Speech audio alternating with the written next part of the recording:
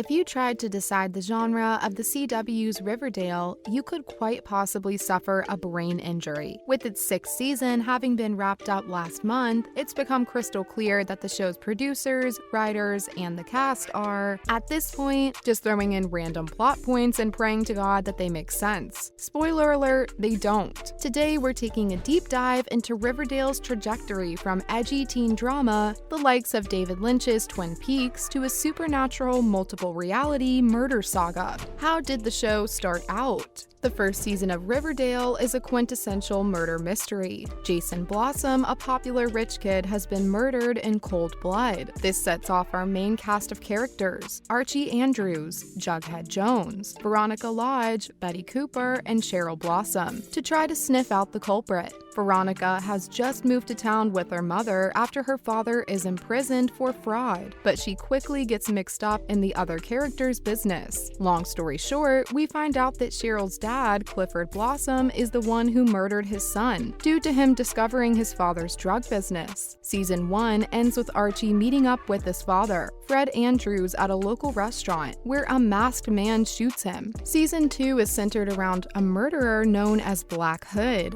Yes, the one who shot Archie's dad. This mysterious figure seems to have a weird connection to Betty, often calling her and leaving threats and whatnot especially for her. Suspicion is cast on Joseph Svensson, their high school janitor, and the police manage to kill him. Well, that seemed easy. In the meantime, Veronica's dad, Hiram Lodge, fresh out of jail, starts buying properties in the South Side, much to the annoyance of the South Side Serpents, Jughead, and his dad's gang. Because, of course, they're in a gang. Turns out, Svensson wasn't guilty at all, and the Black Hood is still roaming around. While the characters grapple with that, Betty tries to find her long-lost brother, Charles Smith. Eventually, she finds Chick, who claims to be Charles, but who had actually killed Charles and stole his identity. Betty, appropriately pissed, decides to hand him over to the Black Hood. Remember how he had this weird link with Betty? Yeah, as it so happens, her dad, Hal Cooper, is the Black Hood. The season concludes with Jughead succeeding his father as Serpent King, while Archie gets wrongfully accused of killing a man that one of Hiram's men had shot. Right about now is when things begin getting a little weird. Season 3 is where the show starts taking a very puzzling turn. We are introduced to a game, Griffins and Gargoyles, not unlike the real-life Dungeons & Dragons, which is a creepy role-playing game that coerces its players to commit actions outside of the game, with the purpose of pleasing the Gargoyle King. While the townsfolk are busy in the game and Betty and Jughead and investigating more about it, Archie is busy with his murder trial. Despite Hiram Lodge's best efforts, Archie is convicted and sent to juvie, where, and this is extremely random, he starts fighting in an underground Fight Club-esque ring. Don't worry, you're not the only one who's confused by these turn of events. Right then, we are hit by another bout of random plot points, this time in the form of a group of forcibly drugged girls living in a house and playing G&G obsessively. Meanwhile, Archie, who'd finally been rescued from juvie, throws the proverbial middle finger to Riverdale and leaves town. Surprise, surprise, he returns a month later. And hey, the Serpents happen to stumble across the Gargoyle Gang and the King in a clearing. It's finally revealed that the Gargoyle King was a Serpents member working for Hiram Lodge. The latter had some evil scheme to take over the town apparently. In the crossfire, Hiram is shot dead and the season ends with the development of certain side characters. Oh, did you think the weirdness ended there? Cause it's about to be multiplied. Without delving into all the gritty details of seasons 4 and 5, why don't we flash forward to the newest season 6? Unhinged is too tame a word to describe the chaotic whirlwind that is this season. It seems like the show writers had some Marvel marathons right before they started work on season 6, because here we see the concept of parallel universes with Riverdale. A bomb explosion in Archie's house leads to these circumstances, and Jughead is the one to to realize what is going on. In Riverdale, certain perplexing things happen. For one, Archie is used as a human sacrifice and is made to eat a sin pie. Yes, you heard that right. Then Cheryl, who schemed this entire thing, cuts his heart out and the entire town cheers. Reggie casually makes a deal with the devil. It backfires horrendously and he's sent to hell. Oh, and everyone has superpowers now. Archie, Jughead, and Betty get theirs due to the bomb explosion. Archie receiving invincibility. Jughead discovering he can hear other people's thoughts. Nothing else though, because he turns deaf. And Betty getting the ability to see auras. As we've come to know by now, Cheryl has very questionable family members and her grandmother is no different. Her spirit ends up possessing Cheryl and Archie, so Jughead and Betty have to perform a literal exorcism to get her out. After that, she develops pyrokinesis. That, ladies and gentlemen, is the short of how Riverdale has completely defied any and every expectation that people dare lay on it, and instead chosen to embrace its insanity like a lover. Say what you will about the writers, but they sure have honed the art of unpredictability. Is there some justification for the strangeness? If we were to really give Riverdale the benefit of the doubt, we could potentially come up with explanations for the way the show has panned out. First and foremost, as the show is based around Archie comics, the influence is quite plain. The comics are widely devoured and their entire brand is a certain kind of absurdism, from the supernatural elements of Afterlife with Archie and the surrealist tones of Archie versus Predator. The series has developed to be a blank slate for the writer's wildest, wackiest ideas, so it should be no surprise that wackiness is now, in turn, being translated into Riverdale, with its introduction of witches and spirits and whatnot. And also, let's be honest, it's not like there isn't a niche in the market for this kind of ludicrous, exaggerated storyline. The success of shows like Dynasty and The Vampire Diaries is telling as to what exactly rakes in the views. After all, it's not like the buzz around Riverdale has ever stopped. Maybe that's the genius of it all. Confuses the public so much that they are compelled to watch every minute in hopes of it ever improving. Who's to say? Other news. Season 7 is confirmed. Okay, so we have good news and bad news. The good news is that rumors of the show's cancellation and the cast leaving the show for good have finally been dispelled. Riverdale is returning for Season 7. Director Aguirre Sacasa has promised fans an out-of-this-world experience, as he should. What with Season 6 completely going bonkers. He did mention in an interview with Collider that the initial storyline that the team had planned on has been scrapped, and a new version is now being worked on. Aguirre Sacasa said, "And though it is not what I originally imagined, it's kind of perfect. It's totally surprising and yet completely inevitable, so I'm really excited." That certainly sounds ominous, eh? Now, we're not sure if fans of the show truly exist, but if they do, here's some bad news for them. Season 7 is going to be the final season of Riverdale. Some of you may be exhaling in relief going, thank God. And yet, as Season 6 garnered ample viewership, half of them are hate watchers, we're sure. There must be some people whose heart grows heavy at this news. We all know the cast were all more than done with the show. That they were convinced to remain this long is a feat in and of itself.